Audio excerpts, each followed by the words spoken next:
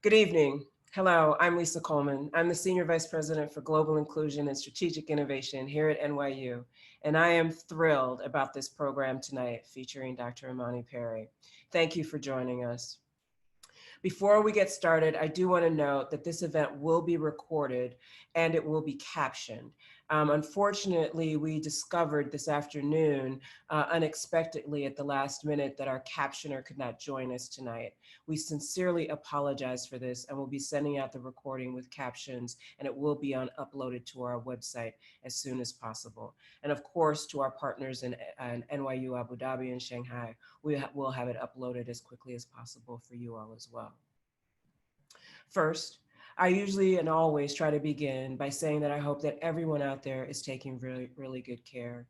Some people have been saying this is the new normal, but I don't think this is normal at all.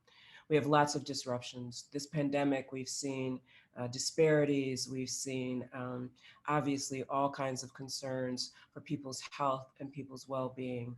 And we're doing our best to learn how to navigate this most recent disruption.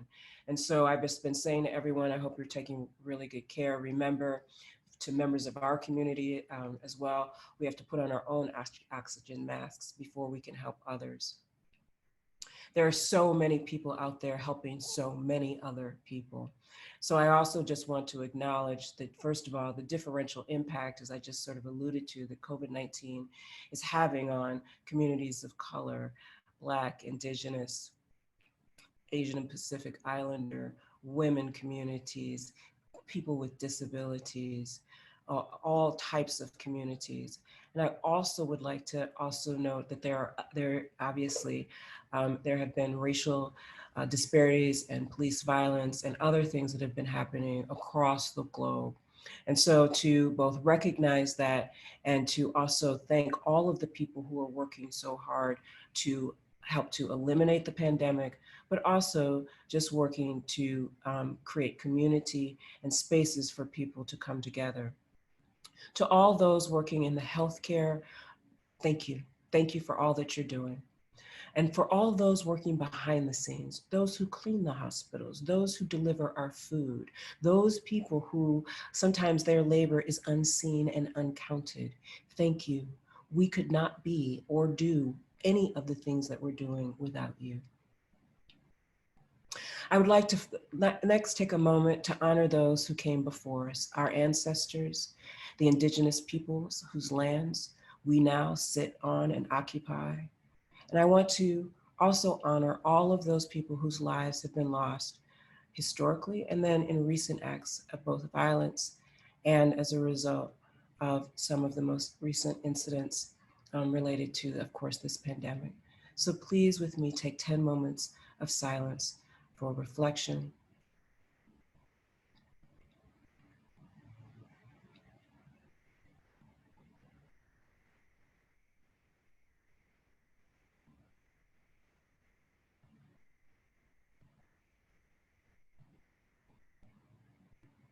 Thank you so much. So we're excited to welcome you to the Global Scholars and Innovators series, a conversation with Imani Perry. This series spotlights artists, writers, innovators, and leaders, legal scholars, scientists, and others whose work has often been path-breaking and foundational within their own disciplines and fields. The features guests such as Imani Perry amplify interdisciplinary and intersectional global histories related to the institutional structuring of race, gender, sexuality, religion, carceral status, socioeconomic status, as well as other aspects of personal, national, and sociocultural identities and the structures that frame them. I would like to say just a few more words before we get started, and I need to thank the amazing team with whom I work in the Office of Global Inclusion. They're working behind the scenes, so many of them right now. In fact, one of the other ones is teaching a class. So thank you so much for all of the work that you do every day, and every day that we've been working very hard over this summer, and of course in this fall to pull this series together, as well as a number of new initiatives. I would also like to thank all of our partners. There are just so many partners, and if I miss someone, please know that it's not because we're not thinking about you, but so right now I'll say NYU Reads, the Office of the Provost, NYU Libraries, NYU Press, along with our school-based partners and other offices, including our communications, Logan Johnson, Susan Doig, and Eric Brass. So thank you for your work on all of this, and of course to our comms team and Jason Hollander. Finally, of course, I'd just like to give a very special thank you to Autumn Rain for all of her work, as well as Dr. Karen Jackson Weaver, our Associate Vice President of Global Faculty Engagement and Innovation. Karen is in the background here, and thank you so much for all that you two have done. And also to Tara, Gabby, Luis, and Ati, thank you, thank you, thank you. Many of the Global Scholars and Innovators events will complement the fall NYU Reads selection. And as many of you out there know, that is Just Mercy, a story of justice and redemption by our own NYU law professor, Aronson Family Law Professor of Criminal Justice, Brian Stevenson. And of course, that it was followed, it was perceived, I mean, we had the OGI Summer Reads program this summer where we featured some scholars such as Nell Painter, Matthew Fry Jacobson, and Kenji Yoshino. This is part of the action that was announced by President Hamilton and our Board of Trustees, and this series engages transdisciplinary scholarship toward action and creating social change for equity. Thank you to Ryan and Gigi in the Office of the Provost and to all of the faculty participants and partners who've made NYU Reads possible. We will be featuring a number of scholars in partnership, and of course, please visit the NYU Reads website to see all of the scholars that will be part of that program. On Monday, we will be featuring Sophia Noble. Some of you may be familiar with her text, and we'll be talking about algorithms and AI. So please join us for that program. And as part of our Global Scholars and Innovators later in the fall, we will have scholars such as Christina Sharp and Sadia Hartman. So please continue to follow us on social media. The GSI series is also part of our NYU BeTogether initiative. Some people have heard about this. This is a new action-oriented initiative that builds upon some of the work that we've been doing here at NYU. This is a strategic initiative to help us really think about how we come together to build more equitable systems across all of NYU. There's a very large committee, so thank you to all of the committee members and the subcommittee chairs. We have numerous events that are part of BeTogether, and of course we have our NYU Women 100 series commemorating the 19th Amendment, and particularly we of course are focusing on those marginalized women and women who were not included in the original 1920 vote. So please also join us for those programs. Now to the most important part of our program, introducing and the conversation with Professor Imani Perry. I am so pleased and honored that she agreed to join us. This is going to be a special gift for us all. Dr. Imani Perry is the Hughes Rogers Professor of African American Studies at Princeton University and a faculty associate with the programs in Law and Public Affairs, Gender and Sexuality Studies, and Jazz Studies. She is the author of 6 books: Prophets of the Hood, Politics and Poetics in Hip Hop, Duke University Press, 2004, Narrative of Sojourner Truth, Barnes & Noble Classic Series, 2005, More Beautiful and More Terrible, 2011, 2018, Looking for Lorraine, and then May We Forever Stand, A History of the Black National Anthem, Vexy Thing, 2018, and of course, Breathe, A Letter to My Sons, which we will be discussing today. I would like to just note that Looking for Lorraine, The Radiant Life of Lorraine Hansberry, one of my other favorite texts, received the Penn Bogart-Weld Award for Biography, the Phi Beta Captain Christian Gus Award for Outstanding Work in Literary Scholarship, and the Lambda Literary Award for LGBTQ nonfiction, and the Schiltz Grant Award for the nonfiction from the Publishing Triangle.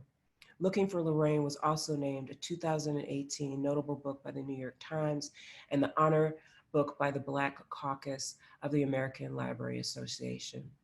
It was the finalist for the African American Intellectual History Society Paul Murray Book Prize. Her book, May We Forever Stand, A History of the Black National Anthem, winner of the 2019 American Studies John Hope Franklin Book Award for the Best Book in American Studies, the Hurston Wright Award for Nonfiction, and a finalist for the NAACP Image Award in Nonfiction. Her most recent book, which we will be highlighting today, Breathe the Letter from My Sons, Beacon Press, was a finalist for the 2020 Chautauqua Prize and a finalist for the NAACP Award for Excellence in Nonfiction. Dr. Perry is a scholar of law, literary, and cultural studies, and as I've just told you, an author of creative nonfiction. She earned her PhD in American Studies from Harvard University, a JD from Harvard Law School, and an LLM from Georgetown University Law Center. Her BA is from Yale College in Literature and American Studies.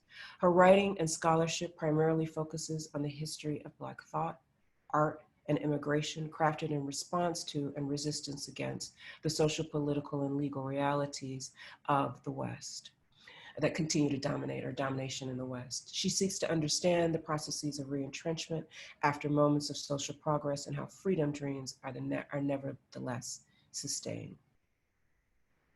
Her book, Vexy Thing on Gender and Liberation, is a work of critical theory that contends with the formation of modern patriarchy at the dawn of capitalism. It also interrogates the transatlantic slave trade in the age of conquest as it traces it through to the contemporary media neoliberal age. Her book, More Beautiful and More Terrible, The Embrace and Transcendence of Racial Inequality in the United States, is an examination of contemporary practices of racial inequality that are extended and sustained through a broad matrix of cultural habits, despite formal declarations of racial equality. Dr. Perry's forthcoming book, under contract with Echo Press, is a narrative journey through the South, arguing that it is this nation's heartland for the better and for the worse. Future planned projects include an examination of African-American theories of law and justice and a meditation on the color blue in Black life. Please join me in welcoming the amazing Imani Perry. If I could clap, we can clap. Thank you. Thank you for joining us. We're so excited to have you here. And so we're going to kick it off with some questions. Okay. And so lots of people have read the book, but I'm going to start off by just starting at the beginning of the book. Okay. So Breathe a Letter to My Sons is a really powerful narrative. It offers a beautiful meditation on race and the meaning of life, as well as lived and unforgettable lessons on Black resistance and Black resilience. You open the text with two quotes, and one of my favorite people ever is June Jordan. She's actually the reason I went to graduate school. I probably wouldn't have gone to graduate school if June Jordan hadn't told me to do so. And then you also have a quote from everybody and their mother. So can we talk, really, and I'm gonna read these for the people who don't have it. So you begin with these two. So from June Jordan, I am not wrong. Wrong is not my name. My name is my own, my own. My own. And then from everybody and their mother, it must be terrifying to raise a Black boy in America. And by the way, you say everybody and their mother and the father too. So talk to us a little bit about starting there. Sure. Let me start by saying thank you so much. It's wonderful to be in conversation with you. And I so appreciate that introduction. So I met June Jordan once, but in my life, and it was one of these profoundly impactful experiences because I had loved her work. I mean, I started reading it really young, and oftentimes you meet someone who you admire, and you're so awkward that you can't quite sort of express your adoration.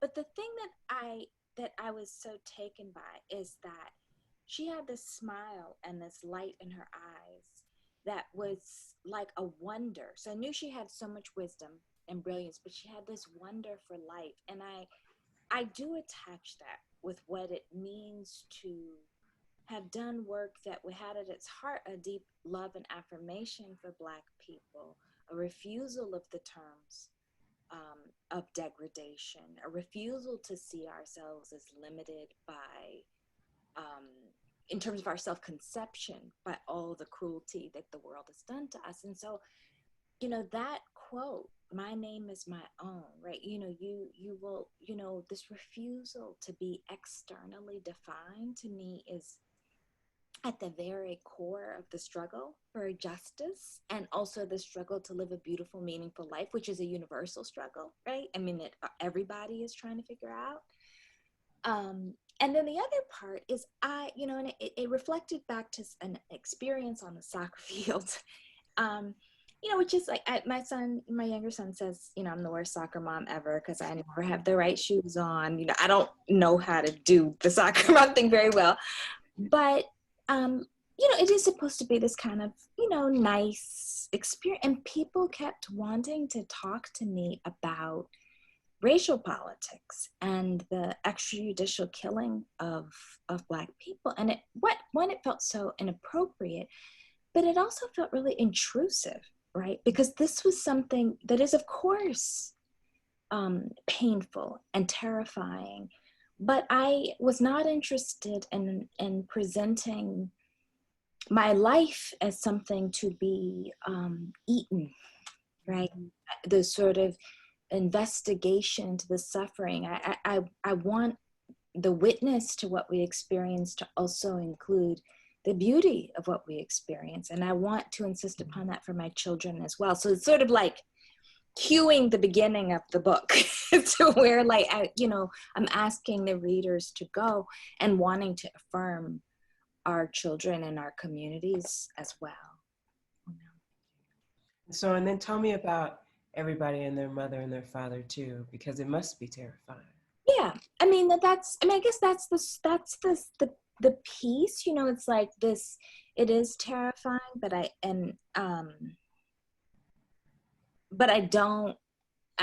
think the question needs to be treated with more delicacy. And so that's what I mean about sort of like that was actually the soccer field question, you know?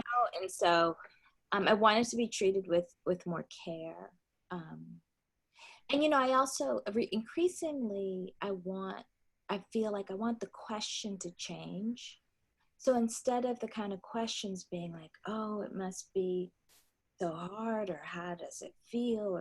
I want the questions to be internal questions where people ask, how do I raise children who will not repeat this cycle in the behavior towards Black people? That's the question I want people to ask. Exactly, to transform and change the cycle.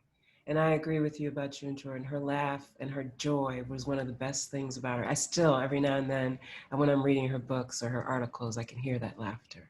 So I think that's important. In my office, we underscore Black joy a lot. So let me move on to the second question. In the first chapter, you reveal deep insight into your experience as a mother of sons. So we're still sort of in that beginning of the book. And can you talk to us a little bit about what you describe as the gift of Blackness, right? I think this segues nicely into what we were talking about, and unpack it a little bit. And you go on to say that mothering is not a problem. It's a gift, a vast one, a breathtaking one, beautiful. So talk to us a little bit about that gift, that special calling and cultivation. Sure. So it's an echo of that section of W.E.B. Du Bois's Souls of Black Folk, in which he says, you know, he talks about people always asking him in some way or another, how does it feel to be a problem? Mm-hmm. Which I seldom answer a word. And then I just finished teaching that book over the last 2 weeks, which is published in 1903, but it is the work that keeps on giving. And the arc of the book, you know, talks about this sort of extraordinary beauty of resilience, of what it means to be sort of creatively maladjusted to the world because you are outside in so many ways. You know, he has this metaphor of the veil, like that's sort of the barrier of race, but then also the work of rising above the veil. And that is work that is about living the life of the mind, or spirituality, or art, right? And so it was really let me step back for a minute. So when my older child, Freeman, was in first grade, he came home from school and they'd started lessons on the civil rights movement without sort of talking to parents. And so he came home and he said, gosh, they never let Black people do anything. And at that moment I said, okay, well, I have to do an immediate reframing.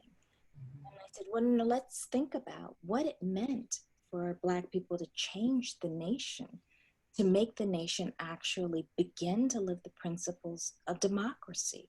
What did it mean to create, this extraordinary music and art and literature, notwithstanding being Jim Crow? What did it mean, to free prisoners in World War II while back at home you still weren't free, right? I mean, so just sort of to frame our stories in terms of gift, I think is both more accurate, but it also gives us a sense of possibility that I think is indispensable, right? And so when my mother said, raising Black boys is a special calling, it's both a recognition of the challenge, right? Because it's hard to have to prepare your children for an unfair world. I mean, it's just a hard thing. It's hard to have to prepare children for people seeing them as less valuable. It is hard to prepare your children for, the held purses, the prospect of being harassed by police officers, the presumptions of their intellectual inferiority, being picked on by people who are supposed to care for them in school so often. It is a daunting task. It's one that elicits rage, but you have to manage that, right? I mean, all of those sorts of things. And so I was trying to sort of both acknowledge the difficulty, but also the abundance. That's sort of, for me, the theme through everything that we do. And I particularly appreciate you talking about that reframing, right? Reframing from a problem, right, to strength. And that I think is crucial, because so many times, right, I think the Black subject is framed as the problem. Yes. Yes. So, so one of the things, and I really actually do really appreciate that you do this throughout the text, because one of the things that you do is you weave the ancestors or the legacies of what I like to call Blackness, right, throughout the text. I mean, you, from everyone from Frederick Douglass to Diallo, I mean, you really sort of weave them all in, and beautifully so. So can you talk to us a little bit about your intentionality there and the connections that you're drawing across time and space, right, and very much in line with what you were saying before? I mean, so much of what I think that we are, the bounty that we have comes from ancestors. And I mean that in the intimate sense, right? I mean, so, one of the things I often say is there's never been anything that I've ever written that doesn't have my grandmother's life at the center. And I really do, it sounds hokey, but I really, really do mean that, because the questions that her life posed for me at your introduction, we were talking about healthcare workers, and she worked in respiratory therapy, and I've been thinking about that a lot recently in the midst of COVID. What does it mean to do work to help people breathe in a city where the air quality was so, I was born in Birmingham, Alabama. I mean, it's the worst air, when I was born, the worst air quality in the country because of the mines and the mills. And was a domestic worker prior to that, and sort of generations of domestic workers before that. And she's one of the most brilliant people I've ever met in my life. And she read every day. And so when I talk about the ancestors, I mean the ancestors that we have personally, but then also we have so many generations of people who have been helping us, who've provided ways to make sense of the world and ways to try to think through. And it's not, they come from various walks of life and have various ideologies and various parts of the world, right?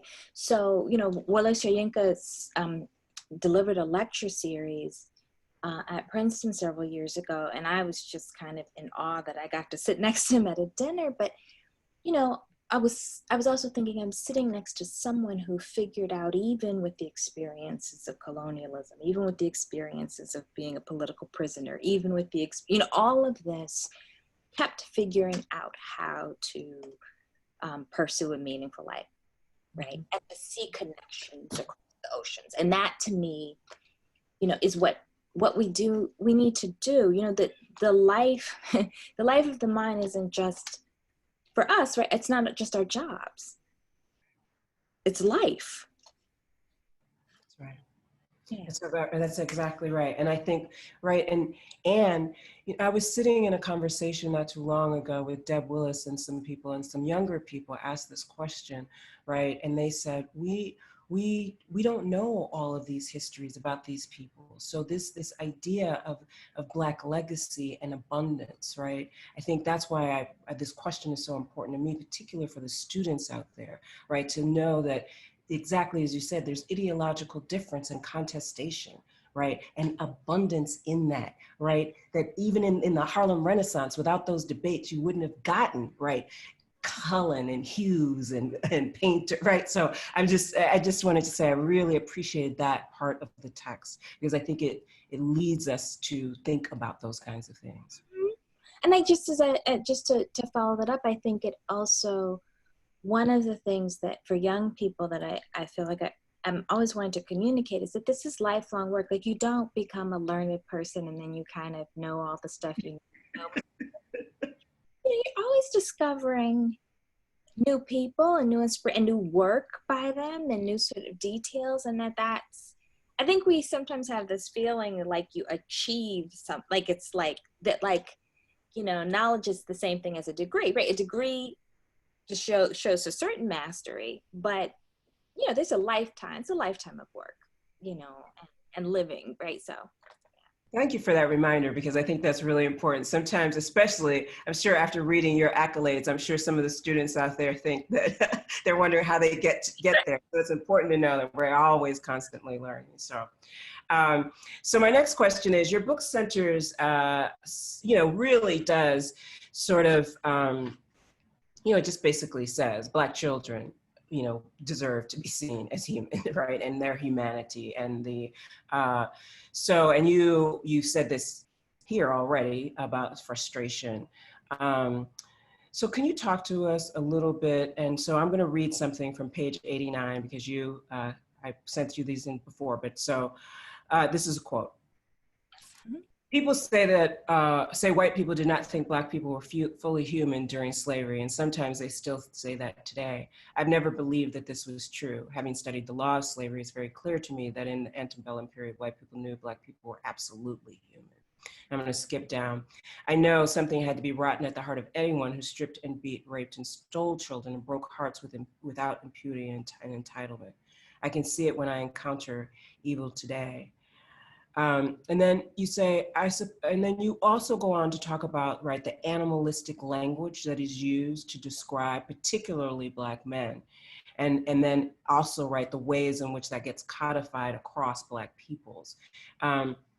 And so could you just talk to us a little bit about this codification, right, of language for both, right, Black dehumanization and white legitimacy, right? And then the way that gets played out in these systems of violence. And of course, the linkages to today, right, with these deaths and killings. yeah, I mean, there's so much. I mean, it's amazing the way people will still use language of like infestation or animalistic or brute force, or I mean, it was one of the most dramatic examples was how Mike Brown was described. And you think about this young person having been murdered and body lying in the street, and then after the fact, right?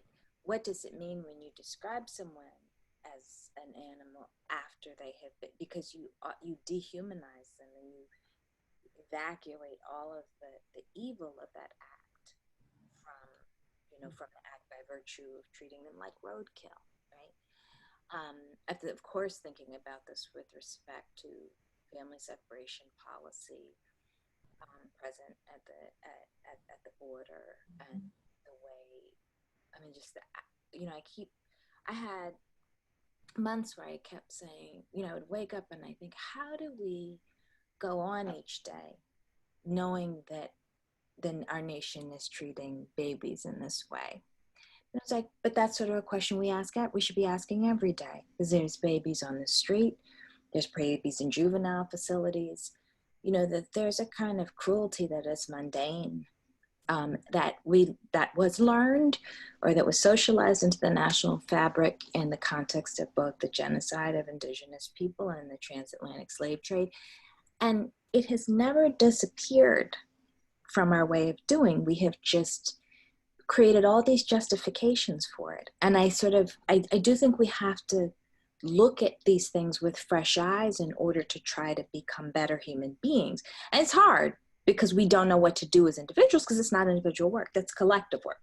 You know, that's work that we have to do to figure out together. But I just, you know, I think the task of reminding ourselves, right, of how mundane evil is, of how some of the historic examples that we talk about, we're guilty of. I'll just say really quickly, and this is a long answer, but last night I was writing about the way this the space station in Huntsville, Alabama, which is where my grandparents are from, after World War II, German scientists were brought in to help with the space race, and the leader was a Nazi who had selected slave labor from concentration camps. And so, you know, you say, you know, how mundane that evil is. Yeah, he came to a place where another kind of mundane evil was happening, which was Jim Crow. And you say, you know, and his name is all over institutions still, right? So, you know, especially now, because there was like, well, you know, there's tearing down Confederate monuments. We have a lot of monuments. Yeah, so that's a long-winded way to say, yeah, you know. No, thank you. I mean, it wasn't long-winded at all. I think it was very comprehensive and an important answer, because because of what, it's everywhere.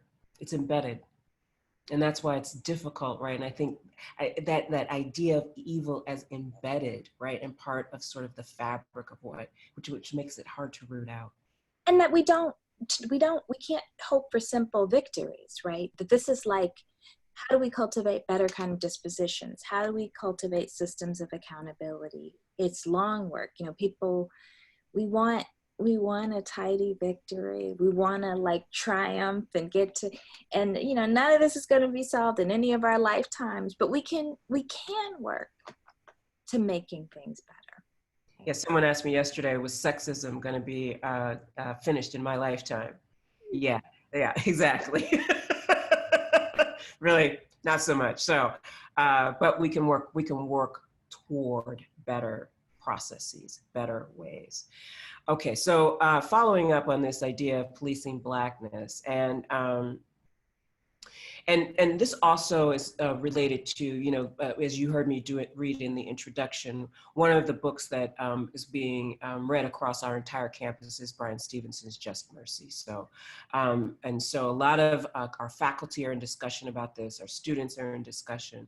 So when you on page 53 talk about policing Blackness, and you talk about Black people being probed and searched and arrested, but can you just talk to us a little bit about that idea of policing Black bodies, right? Not just in the carceral sense, right? But the ways in which that policing leads to this carceral, right, status that is always sort of omnipresent, and how we should be thinking about these histories and legacies and the vestiges as we move forward, like to think about abolition of prison, right? What does that mean? How do we think about that in relation to the histories and legacies of the creation? Oh, absolutely.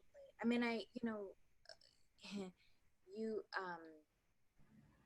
Just Mercy, and in particular, you know, and in the work that Brian Stevenson is doing broadly, is so profound. I was in Montgomery most recently a couple of years ago, and and you know, to be on the grounds of a location where the presumption of the appropriateness of surveillance, of the control and dominion over Black people's body, of any white person being able to control any Black person's body, to enact violence on any Black person's body. That's translated into what, you know, Khalil Gibran Muhammad describes as the criminalization of Blackness, right? And it appears in so many ways, right? The sort of the default presumption about where you're supposed to be, where you're not supposed to be. You know, we had all these episodes that were caught footage of like people wanting to examine, you know, or wanting to evaluate Black behavior, right? Just other. That's right, right. Mm-hmm.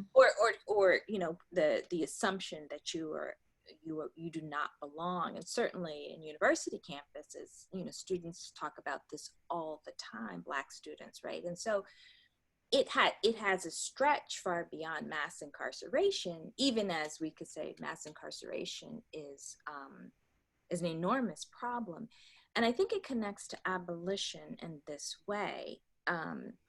And, you know, some of the debates on abolition in some sense are, I think, get away from the sort of fundamental question, which is the idea that the argument is the idea that you respond to social problems with putting people in cages, as opposed to thinking about inequality and opportunity and decency and care and well-being.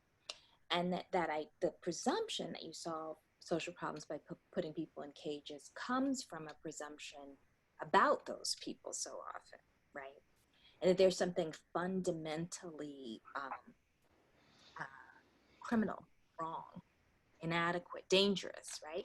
And so these are very tied, and you know, and so you don't, I mean, honestly, I don't even know that the issue that you begin with the question of what you do, you know, how many prisons you close, how quickly, but actually a different frame, like actually transforming how we think about what is it, how we respond to the human beings, right? I mean, that's the foundational.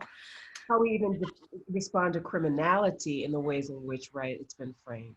Exactly, because, you know, honestly, you know, there was this research was done years ago by John McKnight at Northwestern University, which was about social policy. And one of the things that he discovered is he was like, if we took all the money that is dedicated to social policy measures or responding to criminality and actually gave people resources, people wouldn't be poor and doing crimes against property anymore. Right? I mean, it's just this sort of just some of the presumptions that we have about how you respond to people, right, are assumption that they're deficient.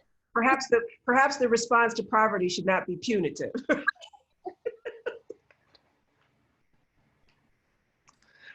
Okay, so thank you very much for that. So, so following in this same vein, because and them anticipating probably some questions that will come later.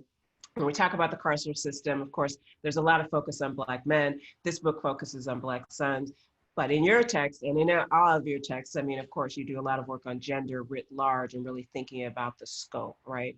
And so here on page 153, you mentioned that a woman called the police. You're talking about someone in France, a little girl who was trying to give her water in the heat.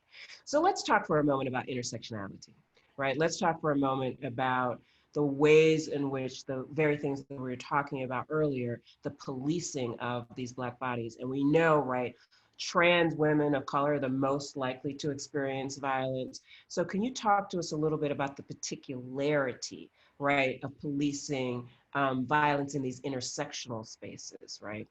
Sure.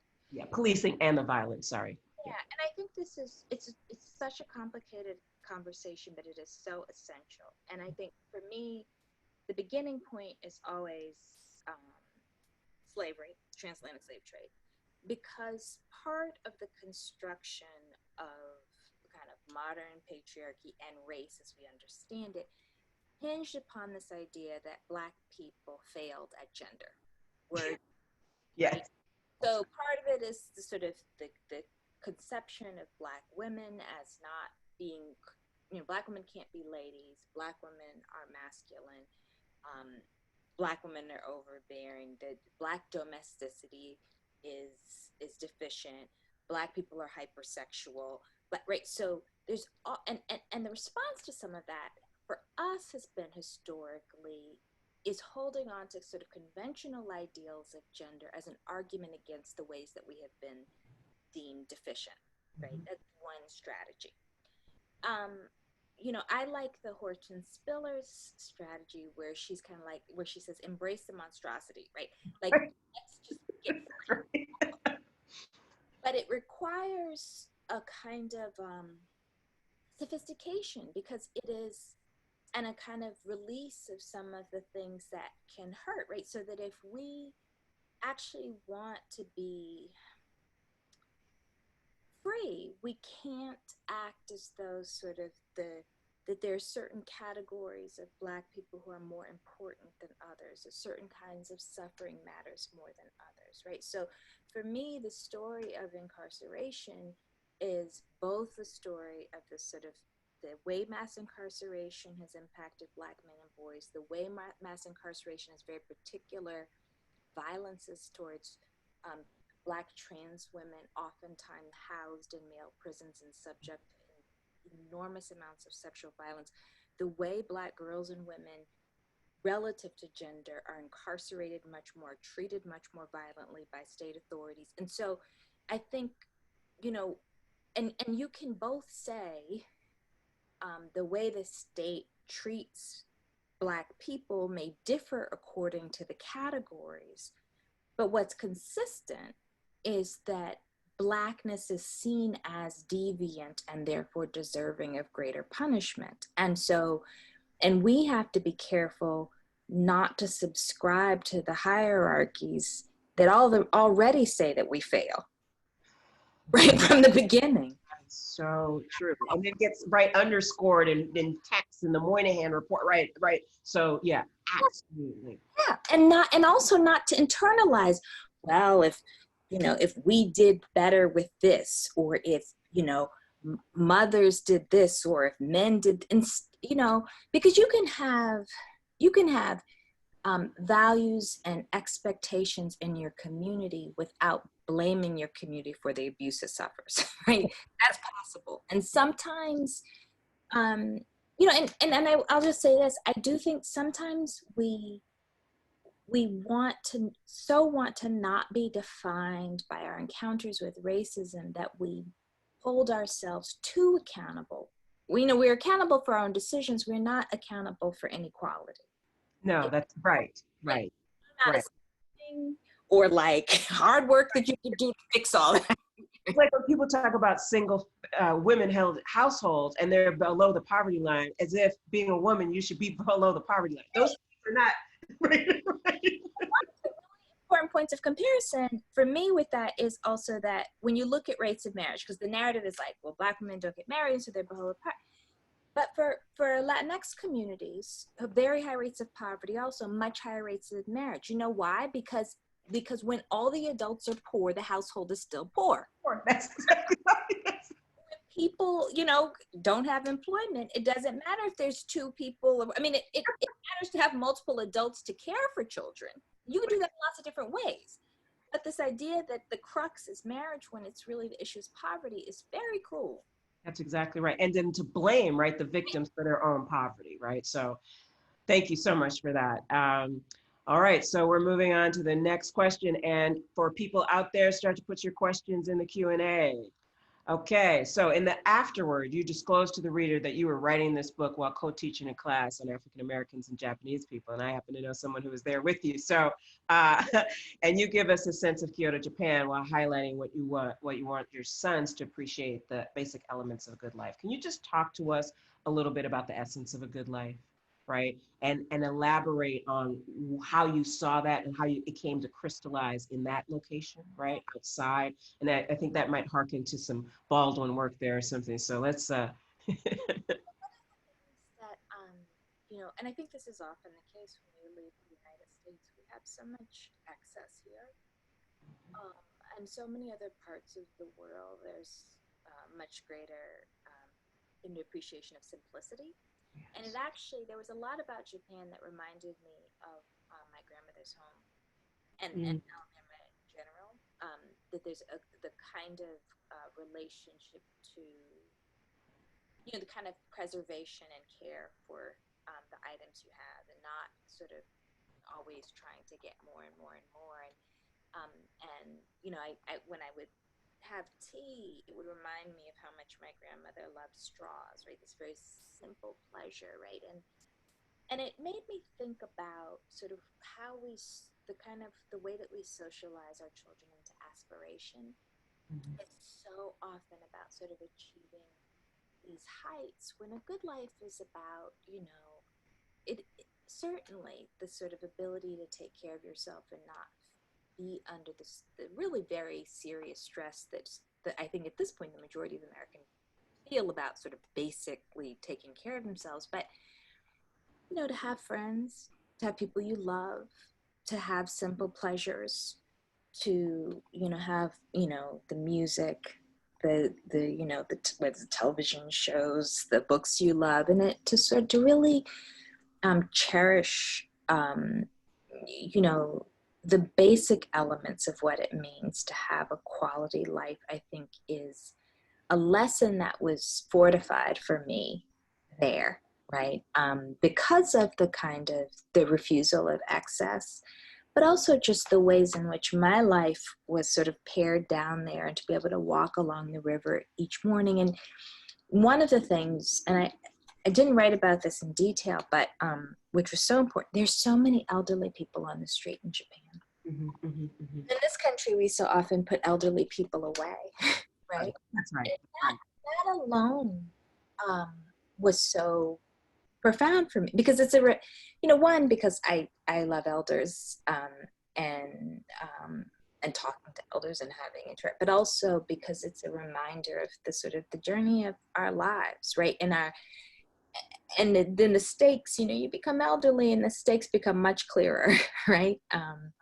Right. But you're right. We have a tendency to put them away, and it kind of relates to that amnesia that we kind of sort of want to have sometimes, right? Uh-huh.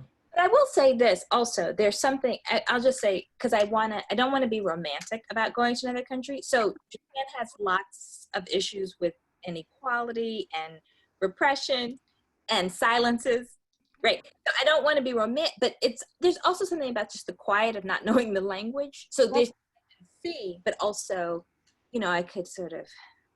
Yeah. No, and I hope our audience didn't take that away. I didn't take away the romanticism. I just took away the idea of being in a different location. It's that reframing that you talked about earlier, right? Just having a different frame and then being able to see through that different frame. Yeah. So let's talk about, of course, June Jordan again. I mean, why not? So this is on page 146 for our people out there who have the book.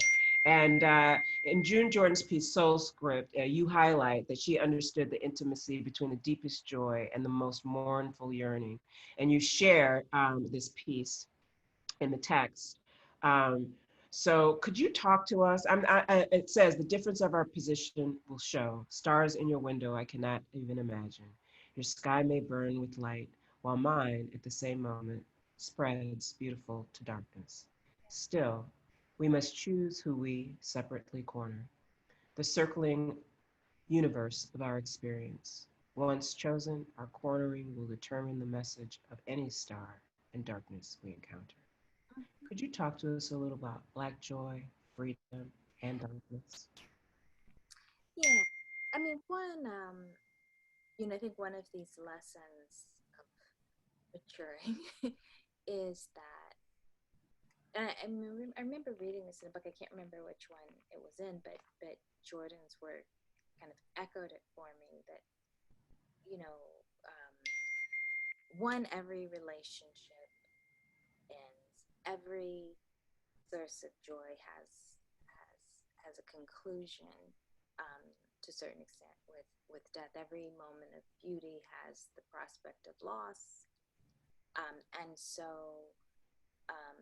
I think that's a life lesson, right? So the avoidance, and this is something very particular about Americans wanting to avoid and evade death, avoid and evade loss and sadness, but it's unavoidable if you love.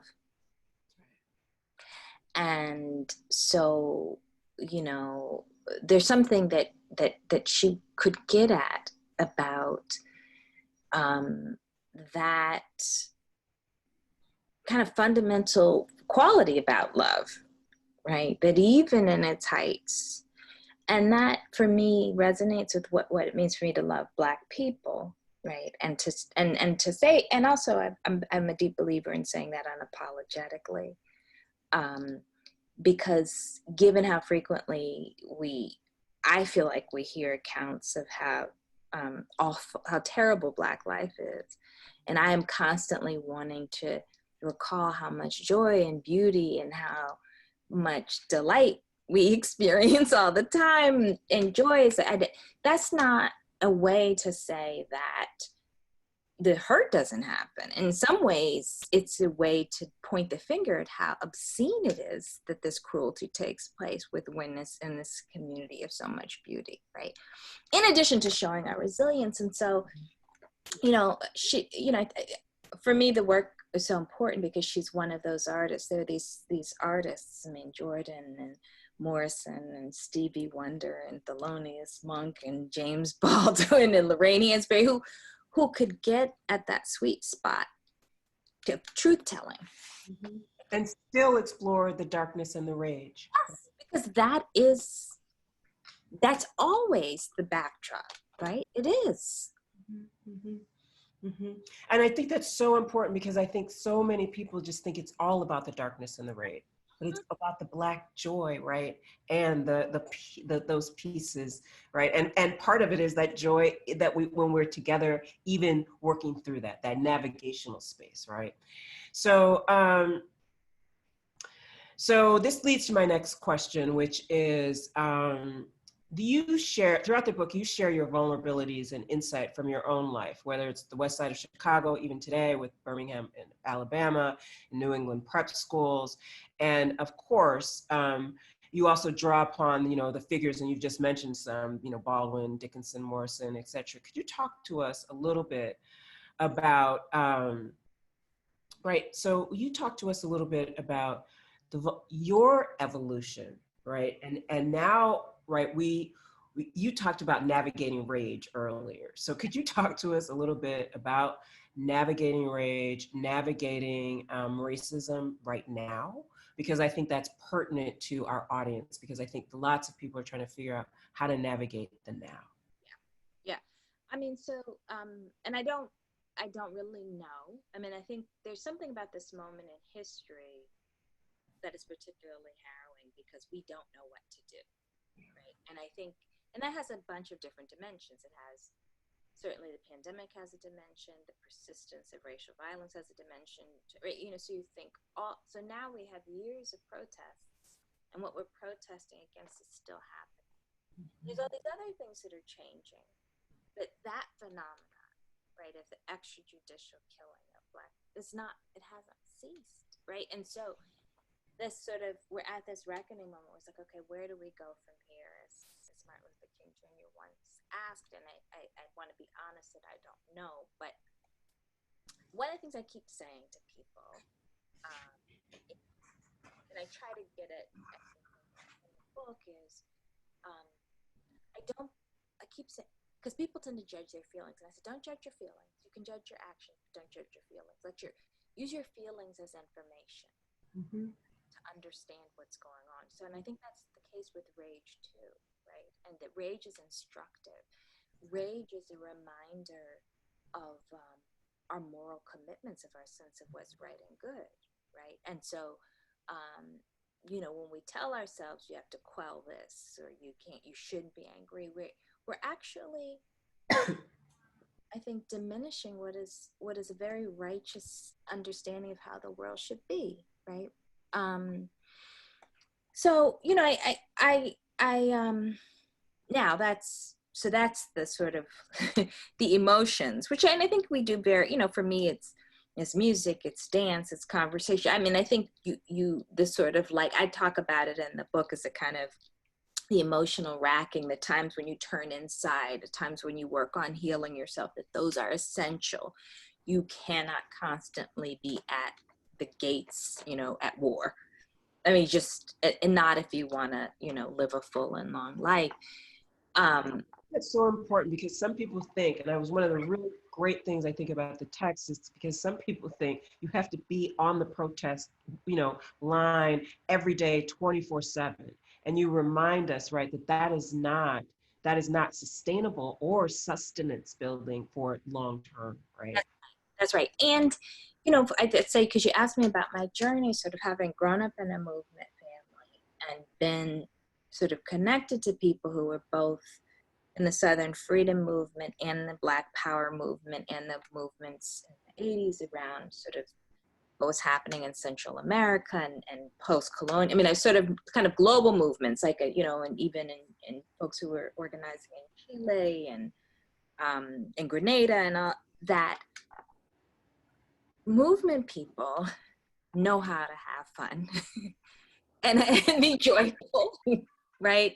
That is absolutely true. And that often in the most, and there's also, you know, there are really tragic stories as well. And that makes that even more important because it did steal people's lives. You know, there were people who were destroyed. And so I also think that, you know, when I'm around folks like now from SNCC who I, you know when I was a child, and I experienced their laughter and their storytelling, is a reminder of the full humanity. People did amazing. And there's also humility, right? And that's a big part because sometimes now, you know, people think that they can be the saviors of the world, which is part of why, you know, the eagerness to burn out happens. What will happen if I'm not there? Exactly. In a community, which means that sometimes you recede and sometimes you step forward and sometimes you're licking the, you know, you just licking the envelopes. Right. Not everybody can be a leader 24/7, right? Some people can be following, right? Really, in some ways, the most important work is the work of the foot soldiers. Yeah. You're right. It's funny. I'm rereading June's book, Soldier. So it's funny.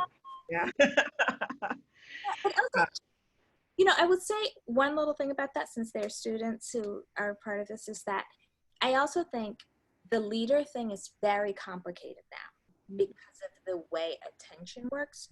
So one, if you're up front, it's very easy for people to swoop in and offer you a lot of stuff and want you to be a spokesperson. And so it's very easy for both to be co-opted, but also for other people to then be skeptical of you because of the way the attention economy works. And so we have to be really, one of the most important things now is to invest in the collective and in the community more than ever. Because it's absolutely right. And we see that even with, right, the Black Lives Matter movement, right? When people kept asking who's the leader, right, they would push back on that idea, right? So I just think it's really, really crucial. And so my last question for me, and then we have some questions from the audience, but my last question for me is really, we have people out here, they want action steps. I'm sure this is happening at Princeton. I'm sure it's happening across all the universities, right? And so really thinking about, we've had it even at NYU. I'm sure you've had incidents at Princeton, right? I mean, so what do we do to take action as community members, right? And I don't mean just protest, but protest is great, but other kinds of actions that you might think about, and you have you know, a lot of the people that we've talked about have taken different actions. So I think that there's one simple thing that I always recommend, and I really think it matters. Like, if you decide, if everyone who's listening decides on one issue that is really important to you, that is important enough that you know you can dedicate 10 years to, and you dedicate to learning about that issue and joining an organization that works on that issue. I think if we could get a critical mass of the country to do that, we'd see massive social transformation. I think the combination of consistency and learning and sharing information with others, which is what happens in an organization, not as, you know, not in a sort of, I'm going to preach to you now sense, but listen, do you know that such and such, that kind of relationship? So I mean, I think that's, people often, when I say that, people think that's small, but I think it's huge. And it's also, it takes time to understand how things work, which is why I say 10 years. It just takes. no, I think that's an excellent piece of advice, because the learning piece is one thing, and then joining the organization is the action in community that you talked about earlier, and learning in that community, co-learning, right, which is what we need. Thank you so much. All right, now we're going to turn to some questions from the audience. I have questions, okay? So my first question is this.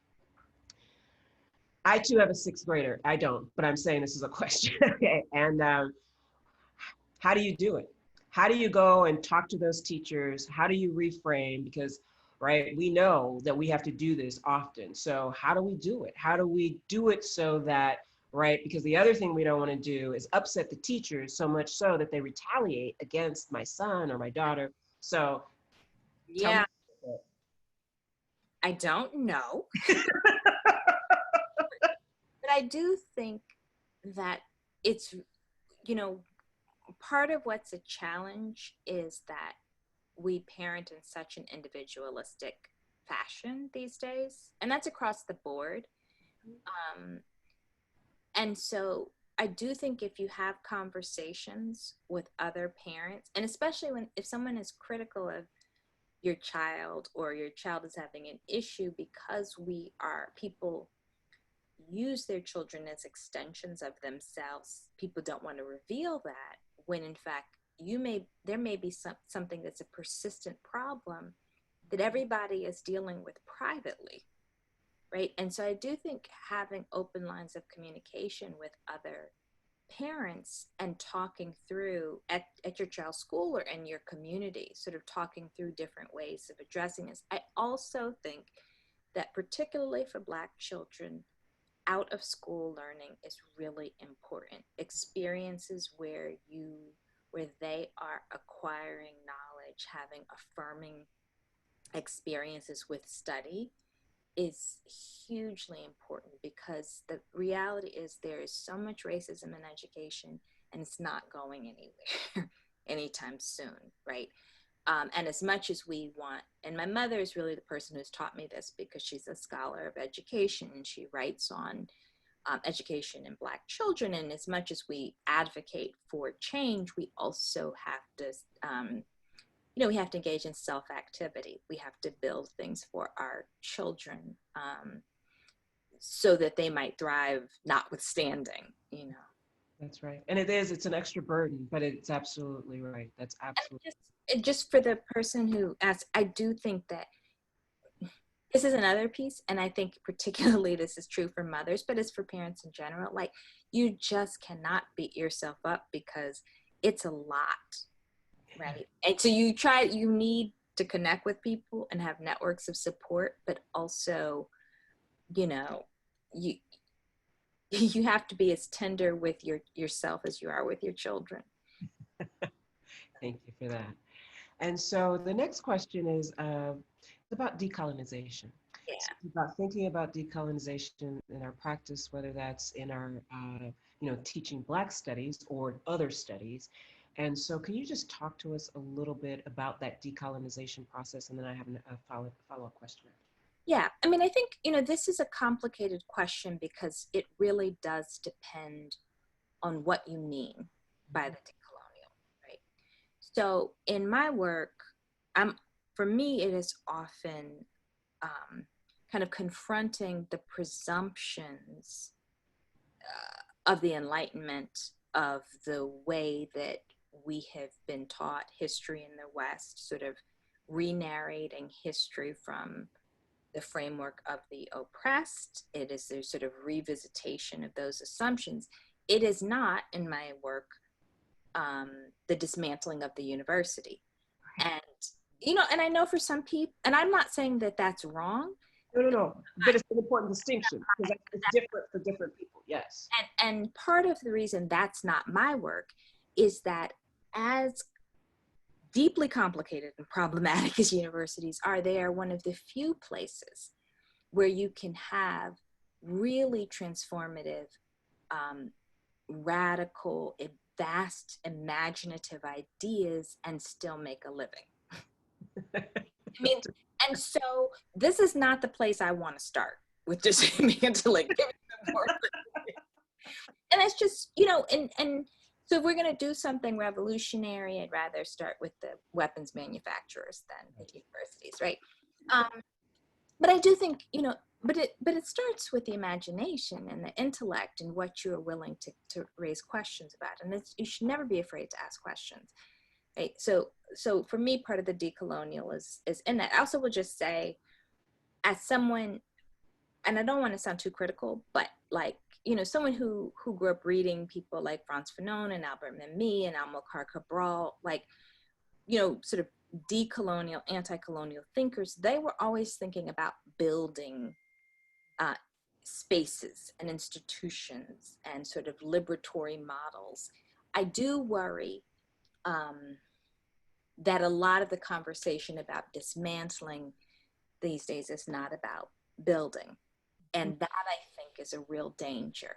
Can you talk a little bit more about that? Because actually one of the questions is around that is, how do we think about building and building capacity, particularly, right, when I do think there's a lot of frustration, there's a lot of, right, what do we do? So then how do we build community as we maybe do have to dismantle, but simultaneously thinking about that process of building? I mean, I always think that it's one of the examples for me, and this brings it a little bit closer to home, but when Toni Cade Bambara wrote her essay about the Black University, and she was talking about City College, right? Yeah. And now you would probably think, Black University, right? But the creation of space in contested space is really all we have, given the way the ownership of land and property work, right? And it can be small, right? It doesn't have to be vast, but you building community is always meaningful work with a common set of values, with a group of people who commit to it. And that becomes the occasion to build capacity, because you share knowledge and information and skills, right? And so I think, I belonged to this club called the African American History and Culture Club when I was a teenager, that was run by a former mistress of culture of the Black Panther Party, Renee Neblett, who is now open to in Ghana, Kokabite School. And, we were a group, I don't know, like of 8 kids who met every Saturday and wrote a newsletter. We had guest speakers. We had Miriam Makeba and Adelaide Crum. But that built so much. And it was also Robert Bellinger is also a professor in that group. It built so much capacity for all of us, because we were learning history in a different way than we were in school. We were learning how to write. We were learning how to greet and fet and make place for elders to recognize their value, right? And see that all elders didn't agree, right? That there was critical. Oh, absolutely, yes. Yes, we had. I was just thinking the people you named. I was like, They were right, and there were some conflicts amongst our parents too. Yes, but those. That's part of the learning process, right? Yeah. And there was a presumption that we were going to keep showing up. Yeah, that's so nice. All right, so the next question is, could you tell us what role spiritual practice plays in the methods of your research and writing? And then probably this question comes from, I imagine, I'm guessing, so if this is wrong for the person who asked it, forgive me, but so many of the people also that we've referenced during this conversation, some of them, right, have also had spiritual practice, of whether it was a particular spiritual leaning or sort of a more comprehensive spiritual sort of influence. Yeah, and there's a lot, for folks who haven't read the book yet, there's a lot of spiritual references in Breathe. I am a deeply spiritual person, a religious person in some ways. Those of us who've read know, but this person. Oh, okay. And, so there's, and I talk a little bit about my altar. I have 2 altars. I have an ancestor altar, and I have a spirit guide altar, and I was baptized Catholic, so I have a Madonna and child, but I'm very ecumenical. So if it moves me, I am going to engage spiritually. I seek guidance. I feel moved by faith in everything I do. I don't experience faith as something that becomes the basis for my judgment of other people. For me, that's a question of ethics, but faith is a question of sort of how I move. I feel called to places. I feel I feel very strong presence of ancestors. I feel my grandmother, my great-grandmother's working in my life. I do, I would say, I don't like to preach to people, but I would say that if you're open to feeling the presence and to being moved, that there's a lot of messages, and one doesn't have to debate where that comes from, right? You can just, being open. Sometimes it can feel like the inner voice, right? Just the inner voice that is guiding you. So yeah, it's very important in my work. I don't have like a conventional academic, I'm going to work on this from this time to this time, and here's my agenda. I am constantly like, move me. Right? That's my people have different ways. That's my way. Thank you. So my next question is around the burden of representation. Mm. So many people out there right now, probably a lot of people listening, right, are working in these spaces, writing in these spaces. So how do you deal with that burden of representation? You brought it up at the beginning. We were talking about the soccer mom, right, and being on the soccer field, people asking questions. So talk to us a little bit about that burden of representation, navigating it maybe both in your personal life and, of course, in your professional life. So this is an interesting question for me. I don't tend to be a person who thinks much about how I am being perceived as a Black person. I don't. And I don't think that I represent any other person besides myself. I do have some very, I think, conventional Southern ideas about how you present yourself, about seriousness, about dignity. And you combine that with, all the time in New England about, humility too. Right? So there's an aspect of me as sort of politically as far away I am from conservatism. There's sort of aspects of self-presentation that I feel that I hold fast to, because if I can feel, comfortable and confident about what I am sharing with the world, then I feel released of the burden of worrying about what people are seeing or taking that to mean. And I guess it also comes from, coming from a place where it didn't matter how, so you weren't really being judged on whether you were decent. You were being judged because it was a racist society, but your excellence and your decency could prove them wrong, right? And I will say this too, because a lot of people say, I've seen a lot of young people who say they don't believe this or adhere to this anymore. And I wish I could feel okay about this, but that saying that we grew up with, you have to work twice as hard to get half as far, it's still true. And I still communicate that to my children. And I say, I wish it weren't true. You don't have to work twice as hard. But if you're trying to get someplace, you do have to work twice as hard. We still do. And you can't believe the fictions that people say, oh, it's easier. No, it's always harder to attain any goal as a Black person. It just is. The world is not changing fast enough to let that go. No, that's absolutely right. Thank you. Thank you for that. So this question kind of piggybacks on that, actually. How do we stay rooted to the history of family and culture while also being independent and developing our own independent lives? That's a good one. It's a hard one. I feel like every conversation with my students is some version of this. Right? I literally had a meeting with the student a couple days ago, and I said to her, I said, because it was, these conversations about, my parents want me to major in economics, and I want to major in dance. And I said, I'm always saying, the vast majority of those things that feel oppressive is rooted in people wanting good from your loved ones. They want good things from you. They want you to have a good life. They want you to be treated well. And part of growing up, though, is making decisions for yourself of you know, how do you follow what feels like your calling, a life that is meaningful for you? Acknowledge their concern and their love, but you have to make, you have to make decisions about how you're going to proceed through life.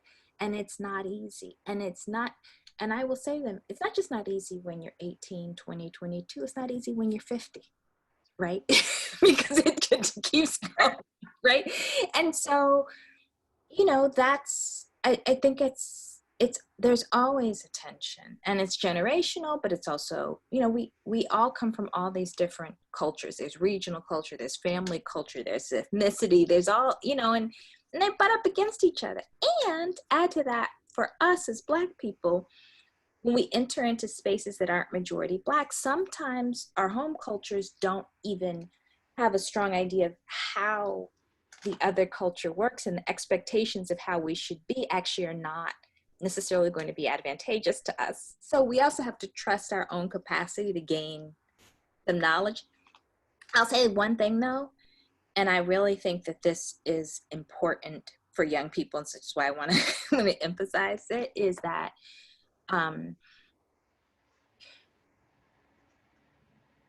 people will celebrate being absolutely free and doing your own thing, but you have, and I would never discourage anybody, but you have to be aware of the costs and the risks at all times. So I don't think, because there are various moments where I made decisions that people told me were unwise, but I was glad they told me the risk I was taking. I don't want anybody to enter into territory that is seen as dangerous or problematic without knowing Those consequences, maybe. Okay, so we're coming toward the end here. So I have two quick questions, two sort of back-to-back questions. So I'll ask them both. One is about you and your calling. How did you find your own calling? Because that's here. And so how did you figure out and find yourself, right? And find your way to where you are now, right? And I don't mean literally to Princeton, but I mean literally to getting to where you are. And I think that, I mean, some of us have read some of your texts. We know more about that, but this is a question from the audience. And then the second, and we will end with this, is there's a question here about June Jordan. And so I think it's because of, obviously, we've talked about her so much, which is if you were to recommend some seminal pieces or the first two pieces by June Jordan, what would they be? And I'm going to let you take that one because I would not be good at recommending. I'd recommend them all. So. Oh, okay. So say the first one, calling is a complicated thing because it's not necessarily the same thing as your work, I should say. So we all have to find a way to make a living. Few of us are fortunate enough that the way that we make a living is the same thing as our calling. But even if it's not, you do not have to neglect your calling, even if you have to do a job that has nothing to do with that. And I think it's really important to keep that in mind. I fell in love with reading and writing at a very young age, but I was afraid to be a creative writer for many years. And so sort of being a kind of creative-ish academic was the closest thing. You know, and I liked research, but, you know, certainly, you know, if I had had the courage to be as free as I wanted to, and when I was in my early 20s, I would have tried to be a novelist. Who knows if I would have been good at it. But so I think sort of as more recently, really since my late 40s, right, is when I really begun to kind of spread my wings. And I say that a lot because I want to encourage other people who feel like they've been afraid to do certain things, to kind of experiment. But I also had a period in my 30s where I was like, I think I should be a fabric artist. And like, I was, you know, so it also shifts, right? It's like, so I think it's a lifelong journey, and I think it's not singular, right? And certainly I would say the other thing, and I knew this from a very young age, is I knew I wanted to be a mother. And I remember when people told me, don't have your children now because you won't get tenure. And I said, having children is more important to me than tenure. So if this means that I won't get, I don't care. I want children, right? I'm glad you said that, because I think probably for some of the young faculty out there, that's just important to know, right? Again, making choices and sticking to the choices that are important to you, right? To go back to that idea of calling, but to those things that you know matter in your life. Yeah, that for me was something that I knew if this didn't happen in my life, I would be devastated. Mm-hmm. And I would be more devastated by that. So that was important to me. Did you and Jordan?